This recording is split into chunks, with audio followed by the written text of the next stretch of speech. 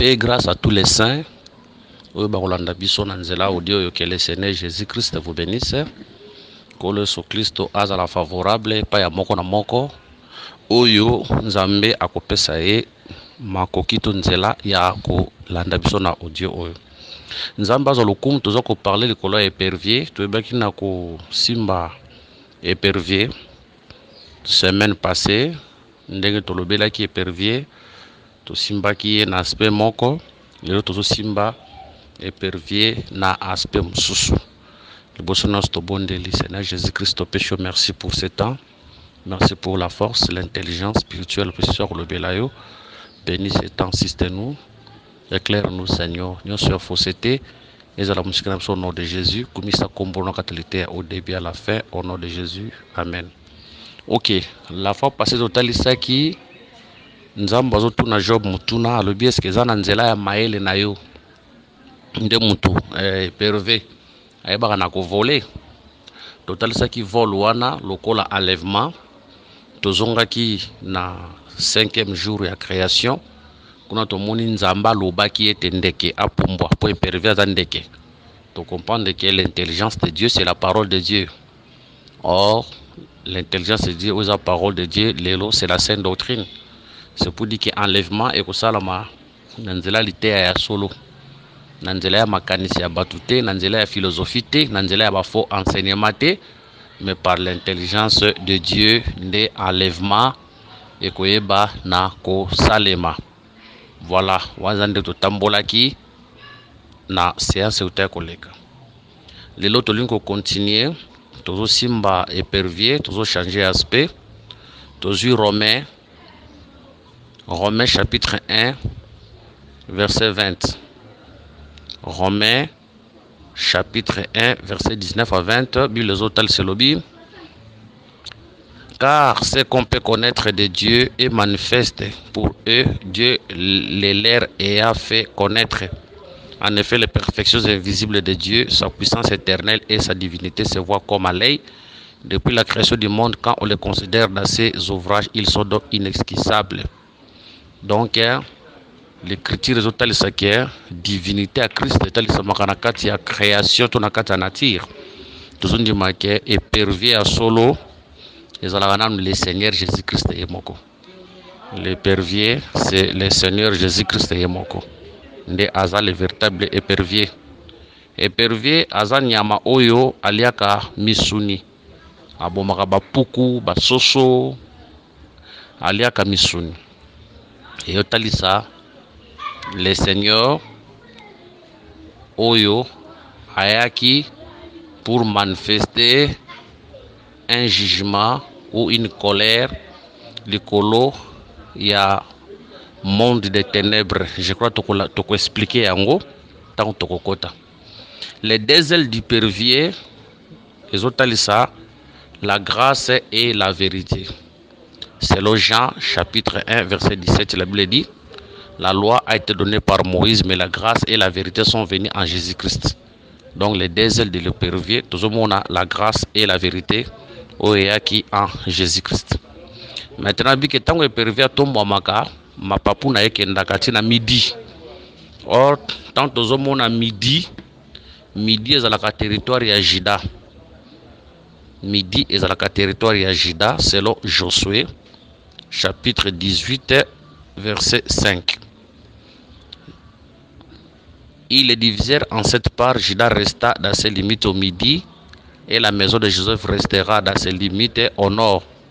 Tu dois comprendre que ma papou il y a épervier de tombe à côté à midi est au territoire ya Juda parce que toujours baké tant que Israël a bandé ko camper na kati ya désert mutu azalaki na orient ezalaki Juda mutu azalaki na midi ezalaki Ribin na occident ezalaki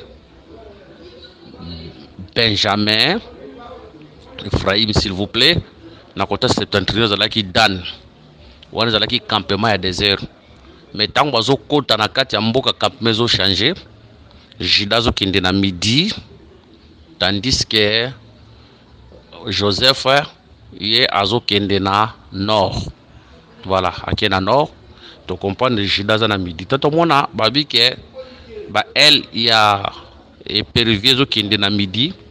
Yo talisa le seigneur otango ayaki na se mabele ayaki lokola roi. Yo sengela ki abotama na tribu ya Juda ayaki lokola roi. Yango tango tokotala na mukanda ya Matthieu chapitre 2 verset 1 et comment mi boye. Jésus étant né à Bethléem en Judée au temps du roi Hérode, voici des mages d'Orient arrivèrent à Jérusalem et dirent où est le roi des Juifs qui vient de naître, car nous avons vu son étoile en Orient et nous sommes venus pour l'adorer.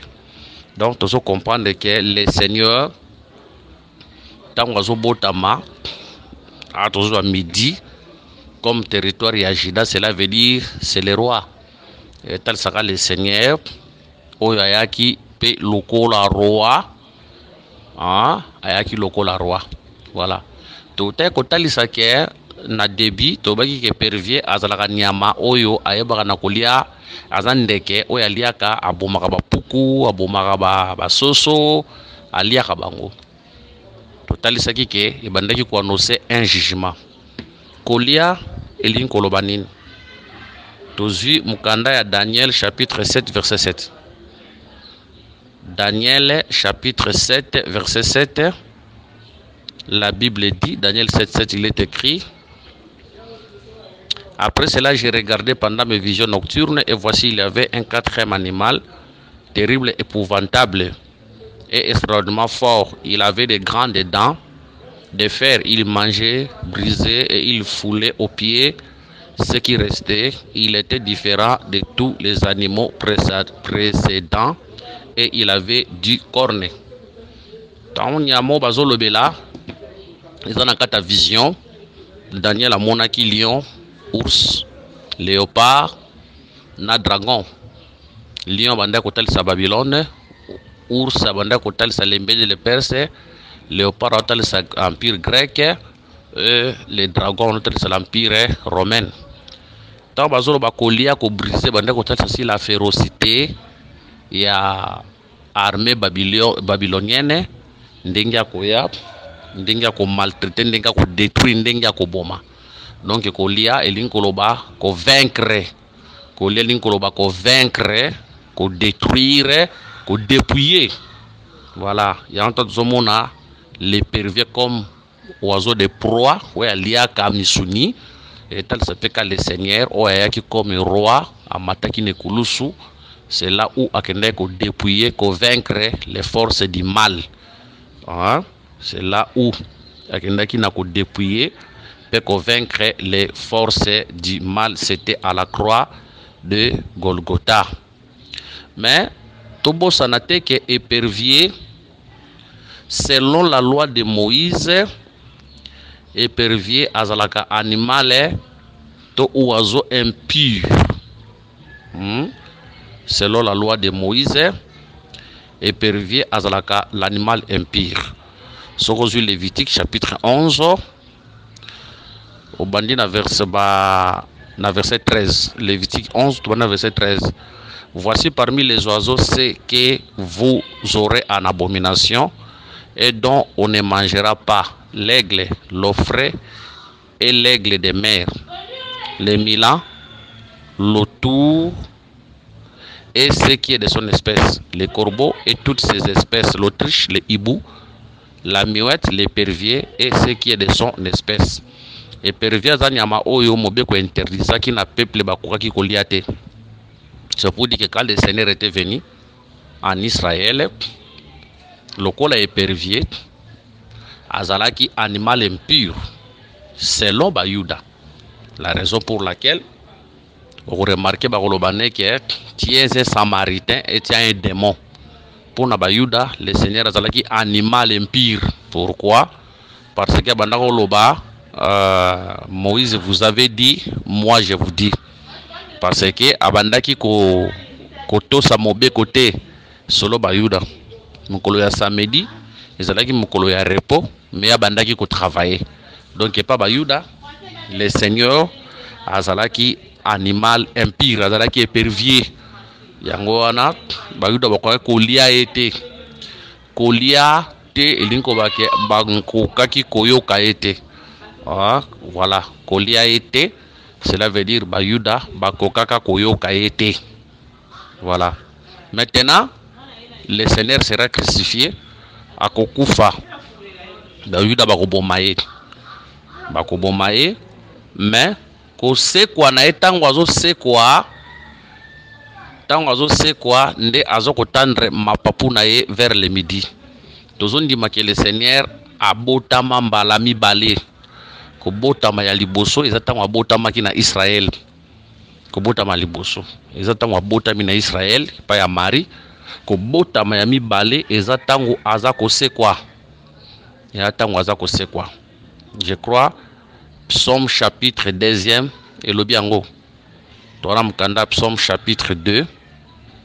Tobandi na verset, s'il vous plaît. Psaume chapitre 2. Psaume chapitre 2 elobi yango. Nazoluka écriture, s'il vous plaît. Nazoluka écriture. Chapitre 7. J'ai publié le décret. L'Éternel m'a dit, tu es mon fils, je t'ai engendré aujourd'hui. Pour tout soit éclaircissement, nous avons bien toqué dans Actes des Apôtres, chapitre 13. Actes des Apôtres, chapitre 13, je crois qu'on a frère Paul Alobi en bien. Frère Paul Alobi, dans verset 31. Il est apparu pendant plusieurs jours à ceux qui étaient montés avec lui de la Galilée à Jérusalem et qui sont maintenant ses témoins auprès du peuple. Et nous vous annonçons cette bonne nouvelle que la promesse est faite à nos pères. Dieu l'a accompli pour nous, leurs enfants, en ressuscitant Jésus selon ce qui est écrit dans le psaume 2e. Tu es mon fils, je t'ai engendré aujourd'hui. C'est 34, qu'il est ressuscité des morts de telle sorte qu'il ne retournera pas à la corruption. C'est ce qu'il a déclaré en disant, je vous donnerai les grâces saintes promises à David, ces grâces qui sont assurées. Torobi que le Seigneur a botamé deux fois. Que botama ali bosso, c'est ça le Seigneur a botama na tribu à Jida, les pervers a botama na tribu à Jida comme roi. Que botama ami balé, ils ont la résurrection. Nous toujours baké vol et pervier. Ils ont la rappelé résurrection tant azako c'est quoi? Nde azako étendre ma papounaye vers le midi. Tant azako c'est quoi? Nde azako étendre ma papoune vers le midi. Le midi, les bossons te expliquent par rapport à la première venue na ya botam na tribu à Jida. Le midi, mi balé toujours expliquer en aussi côté tant azako c'est quoi? Nda ko étendre ma papoune vers le midi. Or le midi mi balé et la kisinine. Tozana mukanda ya Matthieu chapitre 12 verset 42. La reine du midi se lèvera au jour du jugement avec cette génération et la condamnera parce qu'elle vint des extrémités de la terre pour étendre la sagesse de Salomon. Et voici, il est ici plus que Salomon. Awa bazo bimisa extrémité de la terre lokola midi. Bazo bimisa midi comme extrémité de la terre. Et si ka reine de Seba aebaki nakozala. Or reine de Seba a païenne. Reine de Seba azala mupagano. Azalaki na extrémité de la terre. Cela veut dire azalaki musika. Azalaki musika. Tozondi make biso, tozalaki loin na sali, tozalaki pe musika. Mais gloire soit rendue à Dieu quand le Seigneur va ressusciter, nde akoyeba na ko étendre mapapu na ye vers le midi. Yango ko remarquer na mukanda ya Psaume chapitre 2e. Psaume chapitre 2e, Sokozui verset 7 balobi, je publierai les décrets. L'Éternel m'a dit, tu es mon fils, je t'ai engendré aujourd'hui. Tout côté second acte chapitre 13, c'était par rapport à la résurrection. Tant le fils sait quoi, verset 8 balobi, demande-moi et je te donnerai les nations pour héritage, les extrémités de la terre pour possession. C'est pour dire que après la résurrection de Jésus, c'est ça, les pervers ont volé ma papou nezo kende vers le midi. Or le midi bazo bengango les extrémités de la terre. C'est pour dire que les extrémités de la terre sont comme possession et fils après sa résurrection. Donc tout le monde a les extrémités de la terre, tout le monde a la reine de Saba, tout le monde a biso ba pagano otozalaki éloigné, otozalaki musika. Mais Israël a rejeté le Seigneur comme l'épervier, tant ba mona qui est empire ba rejeté a kufine kulustango c'est quoi nde lelo azo diriger o ezali ma papu na ye epai na biso lelo oyo tozalaki lobi éloigné hein oyo tozalaki lobi éloigné mais lelo toyebi na ko trouver ngolu sikoyo ko éteindre s'il vous plaît ko étendre ma papu elingi koloba nini so tozwi so Esaïe chapitre 35 verset Esaïe chapitre 31 verset 5. Esaïe 31 verset 5 et comme des oiseaux déploient les ailes sur leur couvée, ainsi l'Éternel des armées éteindra sa protection sur Jérusalem. Il protégera et délivrera, il épargnera et sauvera. Donc comprendre que quoi éteindre ma papou, il y a sa protection, il y a sa délivrance, quoi épargner et quoi sauver. Cela veut dire les salis. Il y a comprendre que tant que pervers aza ko botama balabim ça veut dire tant aza ko voler la résurrection ndako étendre ce comme ma papouna vers la reine vers le midi. Or le midi tout le monde a les extrémités de la terre auto commis possession il y a Christ après sa mort et sa résurrection to commis protection nae donc ma papouna eza epa na biso lelo qui veut dire les salis eza epa na biso lelo. Que le Seigneur nous bénisse. Or, tout tel ce qui peut dans l'icolo, que tout le monde étendre ma papou, ils appellent les salis. Donc, les salis, ils appellent biso bicolo lelo, autora qui musika, mais lelo, après la mort et la résurrection de Christ, tozui sali. Donc, il y a un l'icolo qu'on a kotali sake, Jean 1, 17, tel saki, la loi était venue par Moïse, mais la grâce et la vérité sont venues en Jésus-Christ. C'est trop bien qui peut que ma papou mi balewana.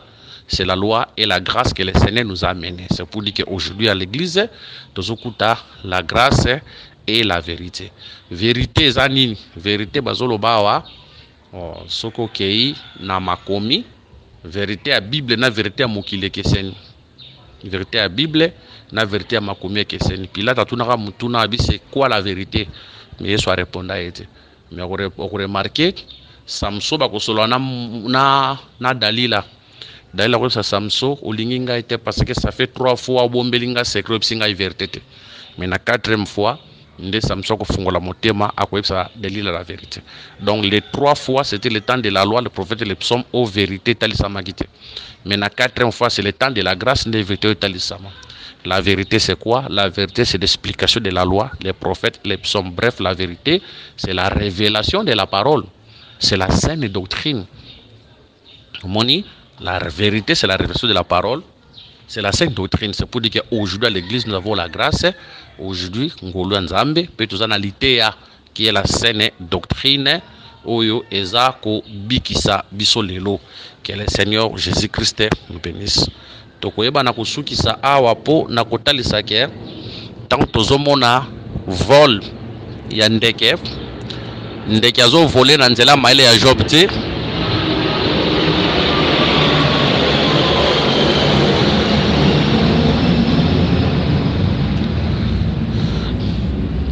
Je m'excuse pour avion bande koleka ya ngoboki makelele ndeke avolaka na nzela maele ya Job te mais ndeke avolaka na nzela ya maele ya Nzambe. Ko voler eza élévation eza progrès eza ko monter ya okende liboso na ba domaine ebele. C'est lui qui veut voler et sengela kangama na intelligence ya Nzambe. Soko kangama na intelligence ya Nzambe oko voler, cela veut dire oko monter, oko aller élever, oko prospérer, okende liboso. Mais soko luki maele ya bato mokili et comme melo soni parce que élévation nyoso na se mabeleza la ka élévation Nzambe te. Ko batalisi biso na Matthieu babi que Satan éleva qui Jésus dikola montagne moko mulai. L'ennemi peut élève. Nous sommes toujours sur la vraie élévation nzamba pambolaka atombolaka afungolaka ba porte akusungo kende liboso prospérer, mais une seule condition, kangama na intelligence nzambe.